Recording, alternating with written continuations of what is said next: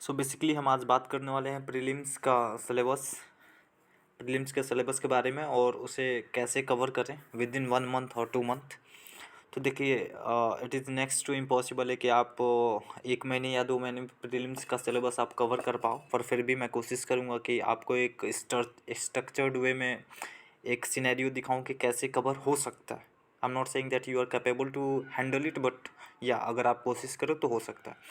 देखिए, पहला आता है कि करंट अफेयर कहाँ से करना है। तो बहुत ही सिंपल सी बात है, अभी आपके पास 3 से 4 महीने बचे हुए हैं। So what you have to do, YouTube पे जाइए, किसी भी एक होता है हिंदू न्यूज़पेपर का एनालिसिस करवाते हैं प्रशांत तिवारी करके, आप उनका डेली का एनालिसिस देखिए, या फिर अगर आप डेली का एनालिसिस नहीं दे सकते हैं तो वो डेली पीडीएफ अपलोड करते हैं, आप उस पीडीएफ को पढ़ सकते हैं। उस पीडीएफ को डेली पढ़ने में मैक्स टू मैक्स 15 मिनट्स लगते हैं। सो 4 महीने आप केवल उनके शेयर किए हुए पीडीएफ को पढ़िए, that is more than enough for your current affair. Okay, चलिए, तो करेंट अफेयर की बात हो गई, क्योंकि आप किसी बुक से कवर नहीं कर सकते। It was impossible to cover the current affair with a single books और 2 बुक्स।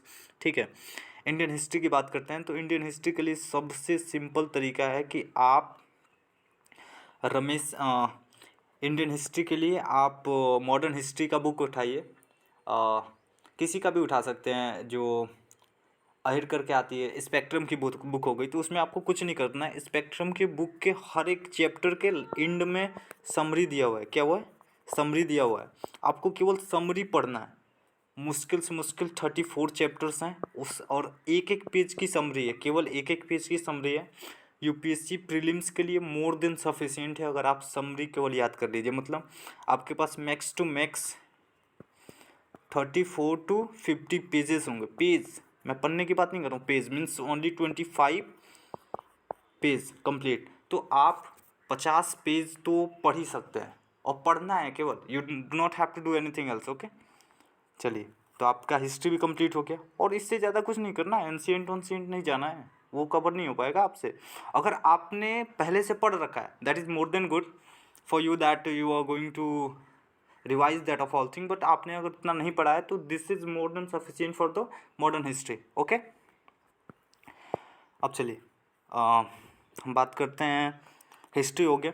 इंडियन ज्योग्राफी की बात करें तो बहुत ही सिंपल सी बात है, आपको कुछ नहीं करना है। क्लास 11th की और 12th की एनसीईआरटी ऊपर ऊपर पढ़ना है। कैसे पढ़ना है? ऊपर ऊपर इन द सेंस कि आप पिछले 4 सालों का पेपर उठाइए और उसमें खुद से एनालिसिस करिए, किसी और से नहीं। You should have to analyse your self कि कैसे कैसे क्वेश्चन पूछे हैं। फिर आप क्लास 11th और 12th की केवल ज्योग्राफी कर लिए, that is more than sufficient. खत्म। ओके, इंडियन ज्योग्राफी और वर्ल्ड ज्योग्राफी हो गया। इसके अलावा आपको कुछ भी एक्स्ट्रा नहीं करना है, ठीक है। और अगर आप कर सकते हो तो that is well and good, but मेरे हिसाब से 4 महीने में शायद पॉसिबल नहीं है। इंडियन पॉलिटी की बात करें, इंडियन पॉलिटी के लिए मुझे लगता है कि आपने किया होगा, जो कि लक्ष्मीकांत की बुक होगी, एम लक्ष्मीकांत। अगर आपने पढ़ा नहीं है तो बहुत ही मुश्किल है आपके लिए, पर अगर जिनने भी लक्ष्मीकांत की बुक पढ़ी है तो it is more good for you, that you have to revise all and each and every point from Laxmikanth. मतलब उस बुक का हर एक लाइन इंपॉर्टेंट है। अगर आप गो थ्रू होना चाहते हैं तो लाइन बाय लाइन चले जाइए, क्योंकि लक्ष्मीकांत मतलब पॉलिटी ऐसा होता है जो डिसाइड करता है कि कौन बच्चा यूपीएससी प्रीलिम्स में सेलेक्ट होगा और कौन नहीं होगा। तो आपको सबसे ज़्यादा इंडियन पॉलिटी और गवर्नेंस पे फोकस करना है। इकोनॉमिक्स की बात करें तो इकोनॉमिक्स में केवल रमेश सिंह पढ़ लीजिए, मोर देन इनफ। और रमेश सिंह में सारी चीज़ें नहीं पढ़नी, you don't have to read all the books and all the content, आप इधर उधर की सारी चीज़ें नहीं, बहुत ही सेलेक्टिव टॉपिक। और रमेश सिंह से भी आपको केवल उतना ही पढ़ना है जितना करेंट अफेयर में चल रहा है। जैसे करंट अफेयर में क्या भी चल रहा है, बहुत सारी चीज़ें चल रही हैं। अभी हाल ही में बजट आएगा, जब आप यूपीएससी प्रीलिम्स में बैठोगे उस समय बजट आएगा, तो अच्छा होगा कि एक बार आप बजट 2023 का रिवाइज कर ले, ठीक है। बजट हो गया, फिर से बैंकिंग से रिलेटेड हो गया, कार हो गया, एसएलआर हो गया, उसके बाद बहुत सारी मॉनेटरी पॉलिसी होगी जो हर समय, इन्फ्लेशन हो गया, ये सारी चीज़ों पे आप फोकस कर सकते हो। तो Ramesh Singh is more than enough, और उसमें से सारी चीज़ें नहीं पढ़नी, आपको केवल करंट अफेयर से रिलेटेड जो चीज़ें हैं उसी को पढ़नी है, जो डायनेमिक वे में हर रोज़ पूछी जाती है, जैसे मॉनेटरी पॉलिसी क्या हो गया, बाकी इन्फ्लेशन से सीपी कंज्यूमर प्राइस इंडेक्स होता है, फिर से होलसेल प्राइस इंडेक्स होता है, इन सारी चीज़ों पे आप फोकस कर सकते हो, ठीक है। बैंकिंग से रिलेटेड आपको हर साल बैंकिंग से रिलेटेड क्वेश्चन आता है, इन्फ्लेशन से रिलेटेड क्वेश्चन आता है, स्टॉक मार्केट से रिलेटेड क्वेश्चन आता है, तो you should have to focus on that, okay. चलिए अब बात करते हैं कि इकोनॉमिक्स हो गया। इससे ज़्यादा आप बिल्कुल मेरे बातों पर अधेर रहिए, मैं ये नहीं कह रहा कि आप सेलेक्ट हो जाओगे, but your chances of selection is increase, okay, probability will be increases, मुझे इतना पता है। अगर आपने उतना ज़्यादा नहीं पढ़ा है तो it is best time for you कि आप इन सारी चीज़ों पे फोकस करो, ठीक है। देखिए इकोनॉमिक्स हो गया, डेवलपमेंट हो गया, अब देखिए बचा क्या आपके पास, पॉवर्टी। बहुत ही सिंपल सी बात है, कुछ बेसिक चीज़ें होती हैं जैसे जीडीपी हो गया, पॉवर्टी मेजरमेंट हो गया, डेमोग्राफिक डिविडेंड हो गया, सोशल सेक्टर में स्कीम्स हो गए, जो अभी नया नया स्कीम्स गवर्नमेंट लॉन्च कर रहा है, वेलफेयर स्कीम्स हो गया, या फिर old pension, Atal Atal pension योजना था, उन सारी चीज़ों पे आप फोकस कर सकते हो, ठीक है। एक्स्ट्रा इन्वायरमेंट के लिए अगर आपने पहले से पढ़ा है, क्या नाम है, कोई भी पीएमएफ की बुक हो गई, या फिर जैसे मैं अभी पीएमएफ की बुक फॉलो करता हूँ, तो that is too lengthy, you don't have to go through all. लेकिन अगर आप इन्वायरमेंट के लिए पढ़ना चाहते हो तो बहुत ही क्लियर कट में आप किसी भी टॉपर्स का शॉर्ट नोट्स यूज़ कर सकते हो, शॉर्ट नोट्स ख़त्म, इससे ज़्यादा मत पढ़िए। देखिए किसी भी टॉपर्स का शॉर्ट नोट्स आप पढ़ोगे तो वो बहुत ही शॉर्ट वे में और अच्छी अच्छी बातें लिखा होगा, ऐसा नहीं होगा कि he is going to write everything, कि ये भी लिख ले वो भी नहीं, बहुत ही कन्फाइंड वे में लिखा रहता है, ठीक है।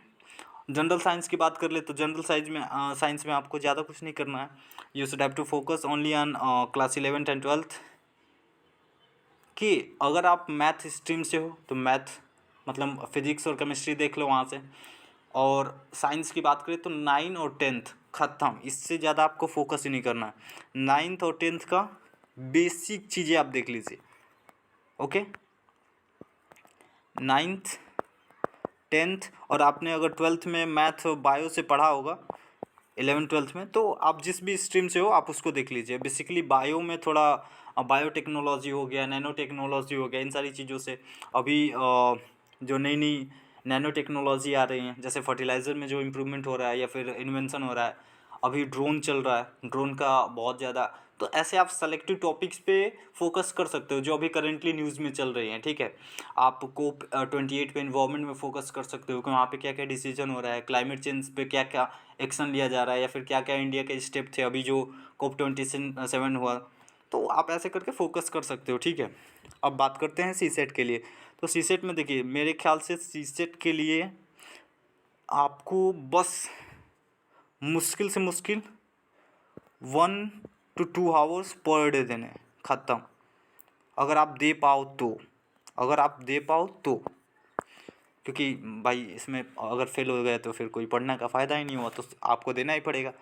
तो 1 घंटे आपको क्या करना है, मैथ वाले पोर्शन पे यूट्यूब के लेक्चर देखने, ख़त्म, इससे ज़्यादा कुछ नहीं। किसी भी यूट्यूब के लेक्चर सीजीएल के लेवल का उठा लीजिए, टॉपिक सेलेक्ट करिए, जैसे अगर आपका अर्थमेटिक्स पढ़ना है तो अर्थमेटिक्स चाहिए, यूट्यूब पे सर्च करिए, वीडियो लेक्चर देखिए, मुश्किल से मुश्किल 40 से 50 वीडियो होगी। अगर आप एक दिन में एक वीडियो भी पढ़ते हो तो 40 दिनों में आप मतलब विद इन 1 मंथ आप एक पोर्शन पूरा मैथ का ख़त्म कर लोगे। रही बात कॉम्प्रिहेंशन की, तो जो पैराग्राफ होता है, पैराग्राफ में कुछ बेसिक ट्रिक्स लगती है, जैसे हम जब पढ़ते हैं पैराग्राफ तो हमें ऐसा लगता है कि सारी चीज़ें सही है, जो सही नहीं होती, क्योंकि वहाँ पे कम्प्लीटली लिखा रहता है कि आपको जो पैराग्राफ दिया हुआ है, on behalf of that you should have to select the option, आपको क्या चीज़ें सही है क्या नहीं है इस पे आंसर सेलेक्ट नहीं करना है, ऑप्शन सेलेक्ट नहीं करना है, आपको उस पैराग्राफ के बिहाफ पे सेलेक्ट करना है कि एक्चुअली में पैराग्राफ में क्या कह रहा है। तो उसको समझने के लिए you should have to practise at least near about more than 30 paragraphs minimum. जब आप 30 से 50 पैराग्राफ मिनिमम वैसा देख लेंगे ना तो बहुत आसान चीज़ें आती है।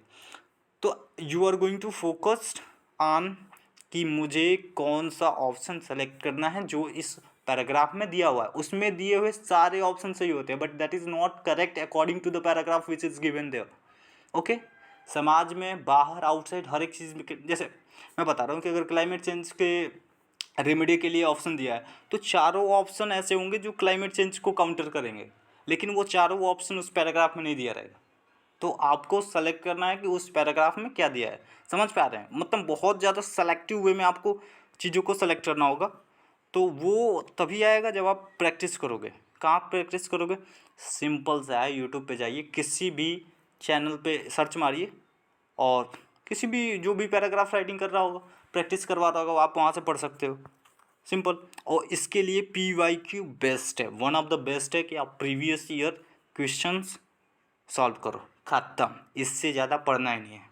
This is more than enough for the increment of the chance of selection. Okay, चलिए ठीक है। मैं कोशिश करूँगा कि आप 4 महीने को बहुत ही इफेक्टिव वे में यूटिलाइज़ करोगे और बहुत ही बेसिक बुक्स को आपको फॉलो करना है, उससे हटना नहीं है। जैसे मॉडर्न हिस्ट्री के लिए स्पेक्ट्रम हो गया, लक्ष्मीकांत को तो मतलब चाट जाओ, उससे अलावा है ही नहीं कुछ। You should have to go through the line by line Laxmikanth book. Okay, environment के लिए हो गया, अगर आपने IAS शंकर पढ़ा है या फिर PMF पढ़ा है तो that is more than enough.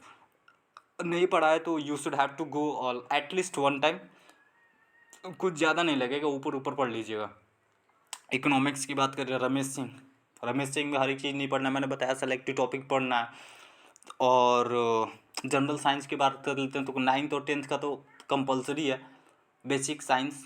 और आप जिस भी स्ट्रीम से हो, क्लास 11 12th में आप उस स्ट्रीम से पढ़ सकते हो, ठीक है। You don't have to worry कि मुझे क्या पढ़ना है क्या नहीं पढ़ना है, ठीक है। और जो भी करंट अफेयर में चल रहा है, जैसे करंट अफेयर मैंने बताया कि प्रशांत तिवारी सर यूट्यूब पे पढ़ाते हैं, द हिंदू न्यूज़ एनालिसिस कराते हैं। आप उनका PDF जो टेलीग्राम चैनल पे वो अपलोड करते हैं, आप उस PDF को मेरे ख्याल से 10 से 15 मिनट लगेंगे। That is more than enough to analyse that PDF and read that PDF। So this is more than enough. अगर आपने 3 महीने भी कंटिन्यूस उनका PDF पढ़ लिया तो मेरे हिसाब से जितनी भी चीज़ें करंट अफेयर में चल रही है ना, वो आपको सब they will in a very effective manner cover all the topics which is going in the current affair. Okay, so this is all about the preliminary and all the best for you. और मेरे हिसाब से best ही होगा कि अगर आपने जो पढ़ा है, so first adhere to that and revise all the things. उसके बाद आप फोकस करिए कि आपका कोई भी डायमेंशन छूटे ना। मैंने क्या बोला? आपका कोई भी डायमेंशन छूटे ना। You should have to go through all the dimension, क्योंकि अगर आपने एक बार भी उस चीज़ को सुना होगा ना, so your mind is just working on that कि अच्छा इसको मैंने सुना था, ऐसे नहीं ऐसे होगा, क्योंकि एलिमिनेशन मेथड ख़त्म हो गया। और बहुत सारे ट्रिक जो यूज़ करते थे प्रीलिमिनरी पेपर में कि ऐसे कर लेंगे वैसे कर लेंगे, वो सारी चीज़ें ख़त्म हो गई। अब पेयर वाइज क्वेश्चंस या फिर ऑप्शन आ रहे हैं, so it was quite difficult. और शायद इस बार का भी पेपर कुछ ज़्यादा इफेक्टिव हो या फिर चेंजिंग हो। So you should have to focus और एट लिस्ट रिवाइज करिए मैक्स टू मैक्स एक किताब को 4 बार मिनिमम। अब आप एक दिन में एक किताब को रिवाइज कर रहे हैं या एक महीने में एक किताब को रिवाइज कर रहे हैं, that is completely up to you, but you should have to focus and revise at least 4 time, minimum 4 time. Okay, so focus and thank you.